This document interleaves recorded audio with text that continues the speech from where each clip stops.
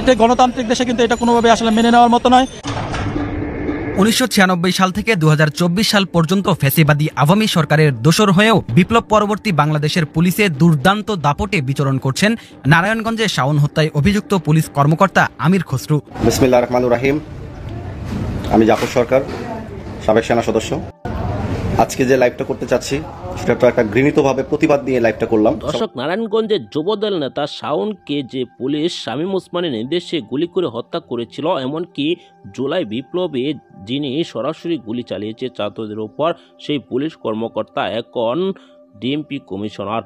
তা নিয়ে এবার তোলপাড় সৃষ্টি হয়েছে ইতিমধ্যেই সেনাবাহিনী। দর্শক, দেশ প্রবাস দূরে কিংবা কাছে বসে যারা আমাদের দেখছেন, আশা করি সবাই ভালো আছেন। এই মুহূর্তে পাওয়া খুবই গুরুত্বপূর্ণ একটা সংবাদ আপনারা দেখতে চলেছেন। টাইটেল, থাম্বনেল এবং শিরোনাম দেখে বুঝতেই পেরেছেন ভিডিওটি কত গুরুত্বপূর্ণ।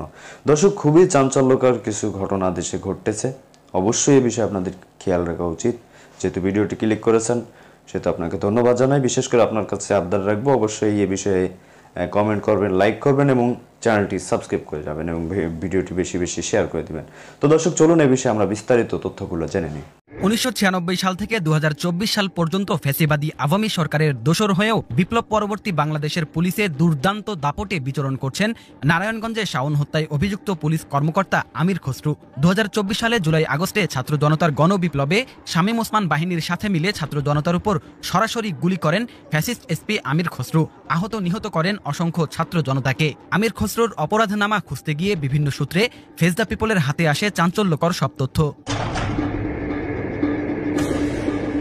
1996 সাল থেকে 2001 সাল পর্যন্ত ঢাকা বিশ্ববিদ্যালয়ে পড়াকালে ছাত্রলীগের রাজনীতিতে ব্যাপকভাবে যুক্ত হন তিনি। পরে 2001 সালে বিএনপি সরকার ক্ষমতায় এলে লোকচক্ষুর আড়ালে গা ঢাকা দেন। এরপর বিএনপি ক্ষমতা থেকে চলে গেলে নিজেকে পুনরায় ছাত্রলীগের নেতা হিসেবে জাহির করতে থাকেন এবং ছাত্রলীগ পরিচয়ে 2010 সালে 28তম বিসিএস পুলিশ ক্যাডারে যোগদান করেন। অভিযোগ রয়েছে 2016 সালে সাতক্ষীরা জেলায় সিনিয়র এএসপি থাকা অবস্থায় সাতক্ষীরার পুলিশ সুপার চৌধুরী মঞ্জুরুল করিমের শিষ্য হিসেবে নির্দয়ভাবে জামাত বিএনপি নিধনে নেতৃত্ব দেন আমির খসরু। গোপালগঞ্জের নিকটবর্তী জেলার বাসিন্দা হওয়ার সুবাদে সহজেই খুনি হাবিবের আস্থাভাজন অফিসার হয়ে ওঠেন।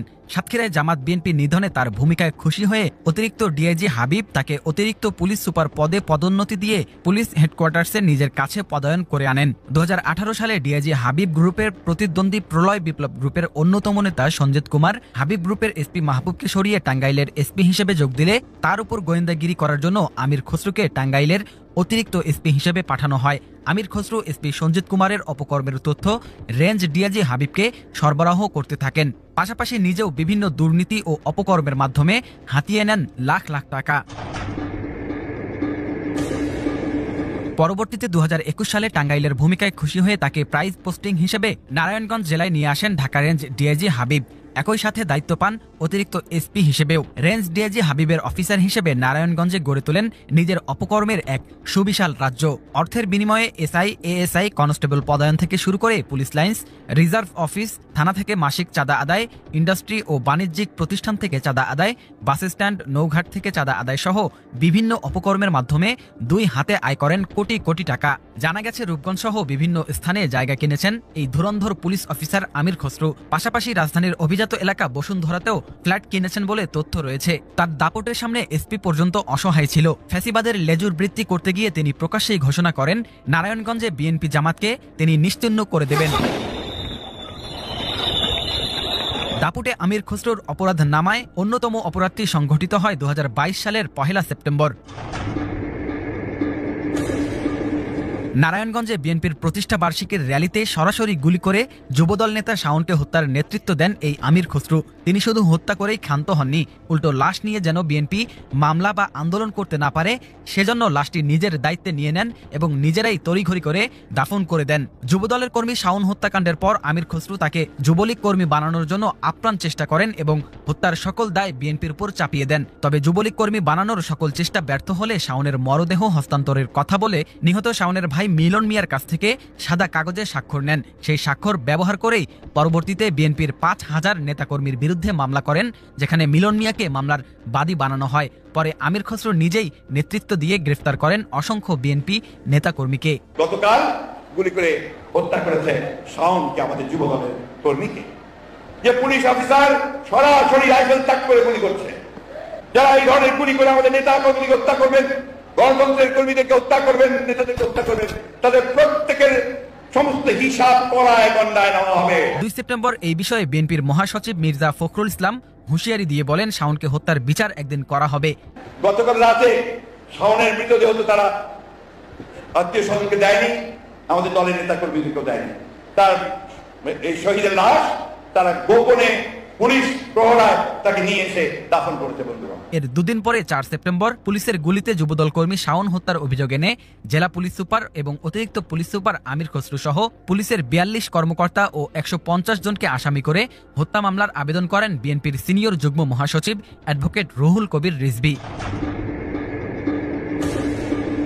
অতিরিক্ত পুলিশ সুপার আমির খসরুর এমন তেলের উপরে তেল ঢালার ভূমিকায় খুশি হয়ে তাকে পুলিশ সুপার পদে পদোন্নতি দেয় ফ্যাসিস্ট আওয়ামী সরকার। এতে আরও বেপরোয়া হয়ে ওঠেন তৎকালীন কুখ্যাত এসপি আমির খসরু। 2024-এর জুলাই আগস্টে ছাত্র জনতার গণবিপ্লবে শামীম ওসমান বাহিনীর সাথে মিলে ছাত্র জনতার উপর সরাসরি গুলি করেন ফ্যাসিস্ট এসপি আমির খসরু। আহত নিহত করেন অসংখ্য ছাত্র জনতাকে। 5 আগস্ট ফ্যাসিস্ট আওয়ামী সরকারের পতন হলে এবার ভোল পাল্টান আওয়ামী লীগের দোসর খ্যাত কুখ্যাত এসপি আমির খসরু। নিজের অতীত অপকর্ম ঢাকতে প্রচার করতে শুরু করেন যে তার বোন ছাত্র দলের নেত্রী। নিজের অতীত অপকর্ম গোপন করে বোনের পরিচয়ে এবং অর্থের বিনিময়ে তার 2 ব্যাচমেটের সহযোগিতায় ডিএমপিতে পোস্টিং বাগিয়ে নেন আমির খসরু।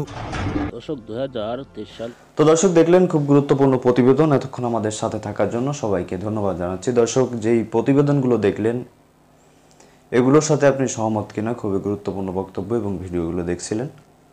অবশ্যই বিষয়ে আপনাদের মতামতটা চাই। আর হ্যাঁ, আমাদের এই চ্যানেলটি সম্পূর্ণ নতুন, অবশ্যই আমাদের এই চ্যানেলটি সাবস্ক্রাইব করে রাখবেন এবং বেল আইকনটা অবশ্যই বাজিয়ে রাখবেন আর সংবাদটি শেয়ার করে দেবেন।